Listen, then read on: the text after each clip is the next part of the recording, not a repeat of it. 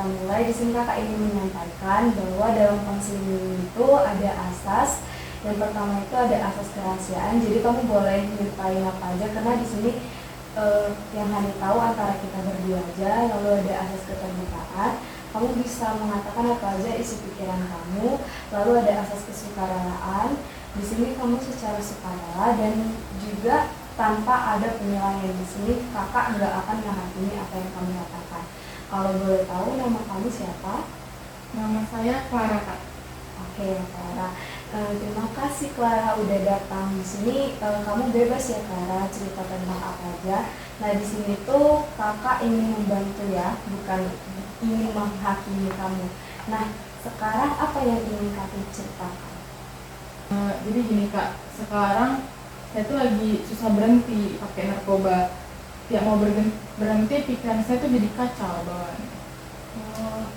Oke, sekarang coba kamu perhatikan pikiran yang muncul, tapi tanpa dilawan.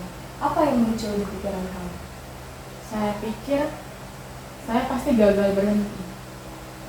Sekarang coba ubah kalimatnya jadi saya sedang memiliki pikiran bahwa saya pasti gagal. Saya sedang memiliki pikiran bahwa saya pasti gagal. Bagus, sekarang coba bilang terima kasih pikiran. Terima kasih pikiran. Oke, kalau pikiran itu muncul lagi, coba bilang. Pikiran itu muncul lagi. Nah, sekarang bayangkan pikiran itu diucapkan pakai suara kartun. Jadi lucu sih Kak, gak seram tadi. Kak, coba sekarang nyanyikan seperti nada lagu ulang tahun. Saya pasti gagal. Jadi aneh sih jadinya Kak. Ya kan? Bagus, sekarang coba beri nama pikiran itu. Mungkin cerita saya gagal. Bayangkan pikiran itu kamu letakkan di atas daun yang mengalir di sungai. Saya lihat dia pergi dan pelan-pelan hilang. Nah, sekarang ulangi perkataan saya bukan pikiran saya. Saya bukan pikiran saya. Nah, dan satu lagi, pikiran boleh muncul, tapi saya tidak harus mengikutinya. nah, kamu sering fokus ke kegagalan saja. Iya, saya lupa kalau pernah berhasil berhenti beberapa hari. Kalau kamu berpikir kalau saya pakai sekali berarti saya gagal total, itu termasuk pola pikir hitam putih. Ya, saya emang sering gitu sih Kak. Bagaimana dengan pikiran saya pernah kambuh, berarti saya akan selalu gagal? Ya, saya juga sering mikir gitu. Itu yang disebut generalisasi berlebihan. Dan saya juga sering merasa orang lain pasti berpikir saya itu pecandu gagal. Oke, nah itu tuh sebenarnya namanya itu membaca pikiran orang lain itu tanpa bukti. Tapi dan saya juga yakin kedepannya hidup saya bakal hancur Kak. Itu tuh yang namanya termasuk memprediksi hal buruk tanpa kepastian. Kadang saya juga merasa semuanya itu salah saya. Itu tuh termasuk menyalahkan diri sendiri secara berlebihan. Saya juga sering mikir kalau gini terus saya bakal jadi gelandangan mungkin. Kalau yang itu membayangkan kemungkinan terburuk secara berlebihan. Ya, saya juga ngerasa saya harus langsung berhenti total sekarang juga. Nah, pikiran harus itu tuh sering membuat tekanan itu jadi lebih besar. Ya, kadang saya juga suka bilang ke diri sendiri kalau saya itu pecundang. Itu tuh kamu itu seperti memberi label negatif pada diri kamu sendiri. Ya, dan saya juga sering merasa gagal Kak. Jadi saya yakin ya saya memang gagal. Itu artinya kamu menganggap perasaan kamu itu sebagai fakta. Padahal sebenarnya saya pernah berhasil tidak pakai 1 hari, tapi menurut saya itu nggak berarti apa-apa kak, karena cuma sehari doang kan. Nah, itu tuh kamu sedang mengecilkan hal yang positif. Clara, hari ini kamu udah melakukan hal yang penting.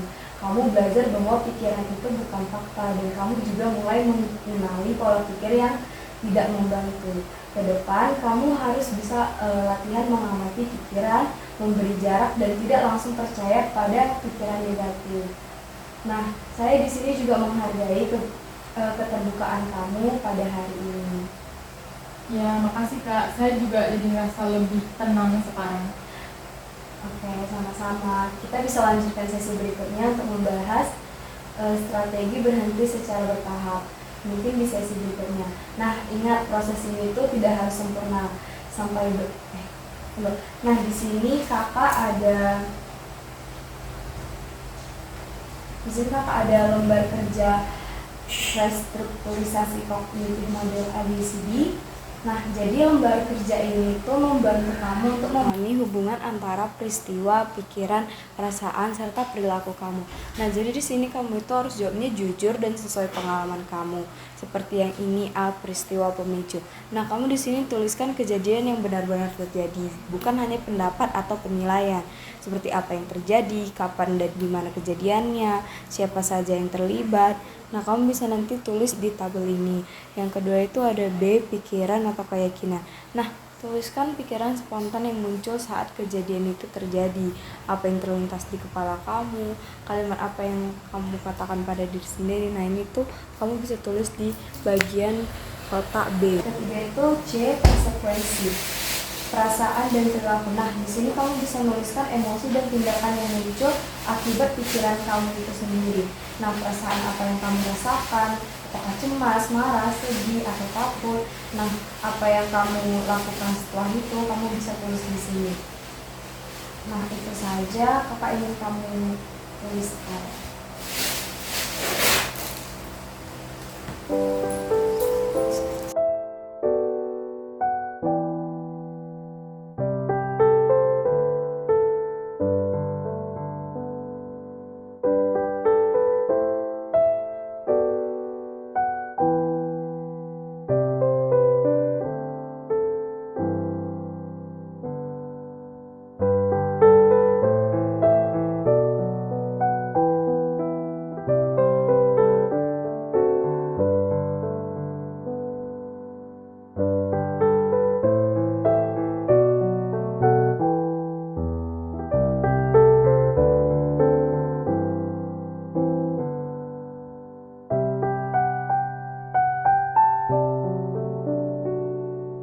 Sudah? Oke, baik, terima kasih.